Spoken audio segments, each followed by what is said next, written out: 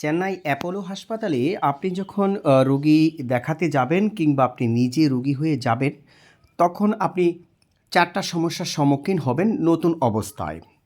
প্রথম সমস্যার মোকাবেলা করবেন আপনি এয়ারপোর্টে। যখন আপনি এয়ারপোর্টে যাবেন, তখন আগে থেকে একটা কলম নিয়ে যাবেন, কারণ ওইখানে একটা আপনাকে ফর্ম ফিল আপ করতে হবে। ওইখানে একটা মোবাইল নাম্বার দিবেন ইন্ডিয়ার এবং একটা হোটেলের নাম বলবেন। হোটেলের নাম মা রেসিডেন্সি বলতে পারেন, আর যে কোনো একটা মোবাইল নাম্বার দিতে পারেন। দ্বিতীয় যে সমস্যার সম্মুখীন হবেন সেটা হলো আপনি একটি হোটেল খোঁজা। যখন অ্যাপোলো হাসপাতালের সামনে আসবেন, বলবেন গ্রিমস রুট অ্যাপোলো হাসপাতাল। তো ওইখানে আসার পরে আপনি অ্যাভেলেবেল হোটেল পাবেন, কিন্তু কোনো দালাল ছাড়া যদি আপনি হোটেলটা নিয়ে নেন, তাহলে কমপক্ষে আপনার 2 থেকে 300 টাকা সেভ হবে। যে কোনো হোটেলে গিয়ে আপনি আগে দেখবেন এই হোটেলে রান্না করার ব্যবস্থা আছে কি না। যদি রান্না করার ব্যবস্থা না থাকে, চেষ্টা করবেন এটা এড়িয়ে চলতে, কারণ আপনাকে রান্না করে খেতে হবে। এখানকার খাবার আপনার পক্ষে খাওয়া সম্ভব নয়। আরেকটা সমস্যার সম্মুখীন হবেন যখন হাসপাতালের ভিতরে আপনি যাবেন, তখন আপনার ভাষাগত একটা সমস্যা। তখন আপনি রিসিপশনে বলবেন প্লিজ ইন্টারপ্রেটর। যখন আপনি দুভাষী চাবেন, তখন কিন্তু আপনাকে অবশ্যই একজন দুভাষী দেওয়া হবে। বাংলা ভাষায় কথা বলতে পারে প্রচুর লোক, সেই হিসেবে আপনি একজন দুভাষী নিয়ে নেবেন। ইন্টারপ্রেটর চাইলেই ইন্টারপ্রেটর তারা দিয়ে দেয়।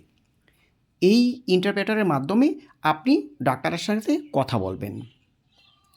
আরেকটা সমস্যার সম্মুখীন হলো আপনি যখন এই কোনো রেস্টুরেন্টে খাবার খেতে যাবেন, তখন ওই খাবারগুলি এতই মানে মশলাযুক্ত যে আমরা খেতে পারি না।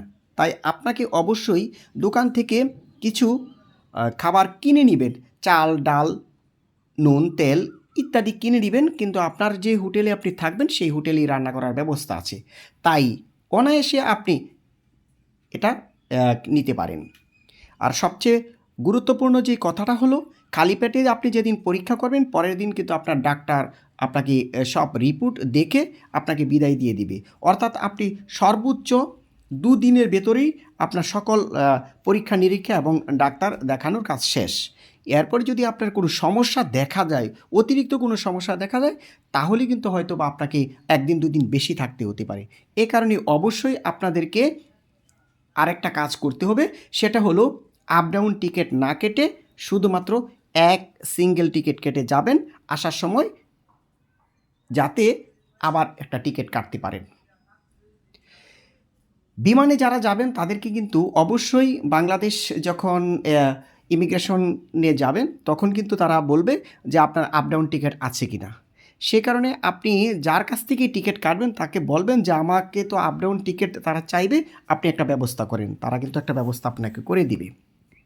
আর এই যে আমি হোটেলের নাম এখানে আছে মা রেসিডেন্সি, এই মা রেসিডেন্সি আপনি নামটা ওইখানে উল্লেখ করতে পারেন। আর এই হোটেলটাও আমি থেকেছি, এটাও ভালো, দামও কম। 2000 রুপিতে আপনি পার ডে এসি রুম এবং রান্না করার ব্যবস্থা আছে। এটা খুবই কাছাকাছি। যদি একটু দূরে থাকেন তাহলে কিন্তু রুম ভাড়াটা আপনি কম পাচ্ছেন। এই কারণে দীর্ঘদিন থাকলে অবশ্যই একটু দূরে থাকবেন। অনেক ধন্যবাদ, ভিডিওটি ভালো লাগলে।